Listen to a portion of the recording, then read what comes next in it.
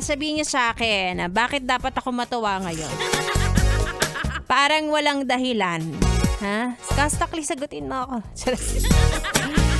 Ay nako, chika sa akin, palagi kang galit sa mga taong walang malasakit. I say, deserve.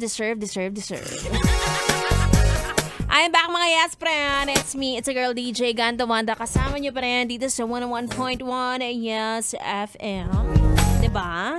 Ang chika sa akin, yes, friend, ay namulat ka na raw sa katotohanan. I love the character development. And I say, deserve.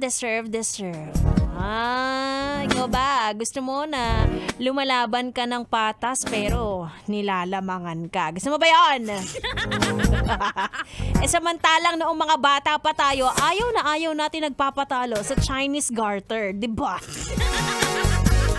Diba? Ngayon pa kaya na halos dugot pawis ang inalay mo sa trabaho, tapos ginagastos lang ng iba ang perang pinaghirapan mo. Sipin mo yun, kakarampot na lang. Kukunin pa nila. Pangkakape pa nila. Kakaloka kayo. Tapos yung mga tao na yan, wala namang ambag sa buhay mo. Hindi ka na nga tinulungan, ninakawan ka pa!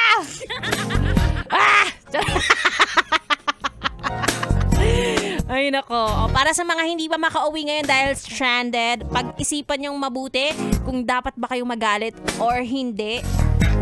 Diba? Dito si Bea Bugs. Si Bea Bugs, yung PA namin dito, palangiti lang yan, pero galit na rin yan. Hindi na masyadong halata. Diba? Ay naku. Anyway, sige na nga, ituloy natin itong ating chikahan at idadamay ko si B-Boy Bibo sa aking pagbabalik. Alam ko galit din to si B-Boy eh. Nauna kaming magalit dito kasi advance kaming mag-isip dito. Makakasama ko na Bibi niyo on air, Bibi ko naman off air. B-Boy! Bibo, tuloy-tuloy ang ating tugtugan dito lang sa 101.1 Yes FM Solid.